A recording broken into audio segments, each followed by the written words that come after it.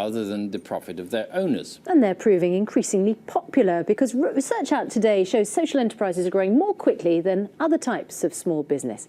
So Steph's gone to Alston in Cumbria for us this morning, finding out what it takes to make a social business a success. What have you found, Steph?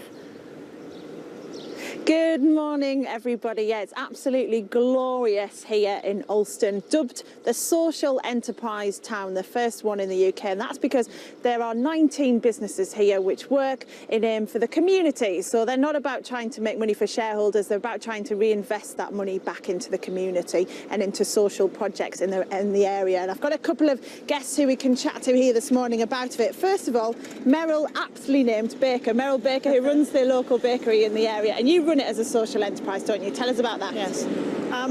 Well, we started in 2002 and decided that to be a cooperative was probably the most democratic way to run a business. It's a very clean way of running a business because you're not making money for shareholders. All the money we make goes to buy new equipment or to pay wages. Yeah.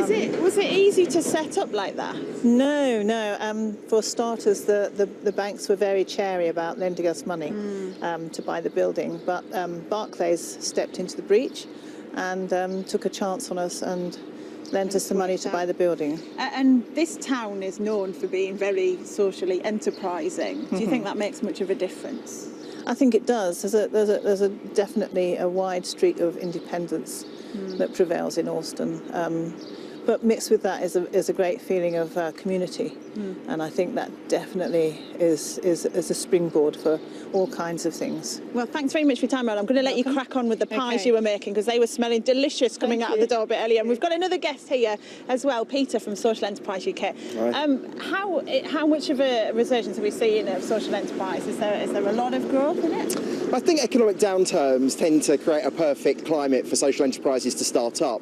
But we've seen many emerge in the last recession in the 1980s. But, you know, the country has a really rich, long history of socially enterprising activity.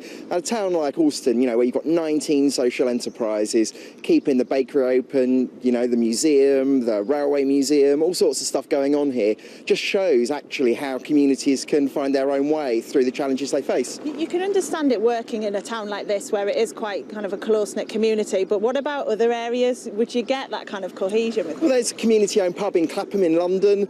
You're seeing more and more football fans buy their clubs to save them from kind of bankruptcy. You're seeing more and more communities self-organised to try and solve problems and to hang on to the assets that they care most about. And a new wave of entrepreneurs that I think just recognise that the social and environmental challenges we face are so big now that they need to find a new way of doing business. So 70,000 businesses in the UK, turning over £18.5 billion, employing 1 million people. This is a real success story for the British economy. OK, Peter, well, thank you also for your time this morning. And Peter mentioned the museum. We've got a little treat for you at the end. This is from the community-run museum, The Hub, and they're giving me a lift home. See you later.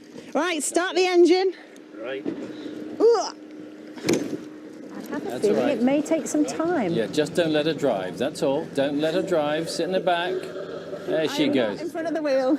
They've gone off at quite a pace. They have. Well done, Steph.